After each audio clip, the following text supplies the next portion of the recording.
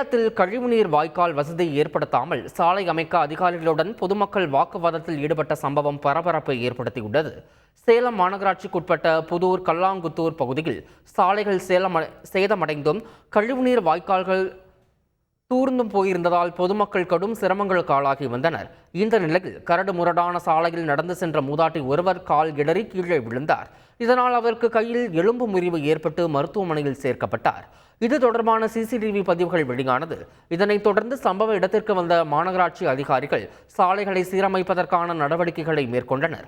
ஆனால் அதிகாரிகளை முற்றுகையிட்ட பொதுமக்கள் சாலையோரங்களில் சேதமடைந்துள்ள நிலையில் உள்ள கழிவுநீர் வாய்க்கால்களை சீரமைத்த பின்னரே சாலை அமைக்க வேண்டும் என வலியுறுத்தினர்.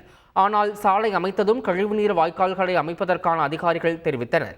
இதனை ஏற்காத பொதுமக்கள் அதிகாரிகளுடன் வாக்குவாதத்தில் ஈடுபட்டனர்.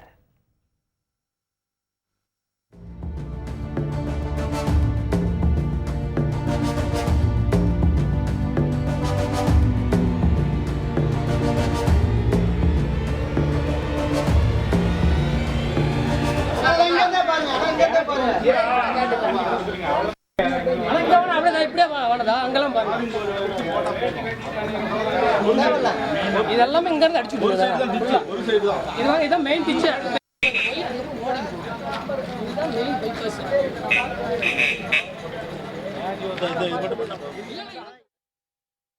அப்போது மாநகராட்சி அதிகாரி ஒருவர் குடிநீர் இணைப்புகளை துண்டித்து விடுவதாக மிரட்டல் துணியில் கூறியதால் ஆத்திரமடைந்த பொதுமக்கள் அதிகாரிகளை அங்கிருந்து புறப்பட்டுச் செல்லுமாறு தெரிவித்தனர்.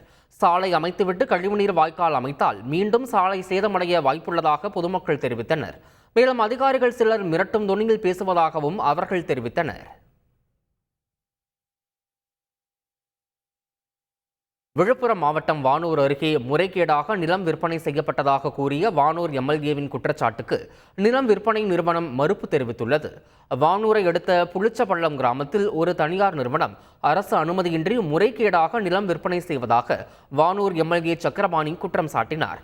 ஆனால் அந்த குற்றச்சாட்டுக்கு நில விற்பனை நிறுவனம் மறுப்பு தெரிவித்துள்ளது. அரசின் அனைத்து துறைகளின் அனுமதி பெற்றே நில விற்பனை நடைபெற்று வருவதாகவும் அந்த நிறுவனம் தெரிவித்துள்ளது. செய்திகளை உடனுக்குடன் தெரிந்து கொள்ள உடனே சப்ஸ்கிரைப் பண்ணுங்க.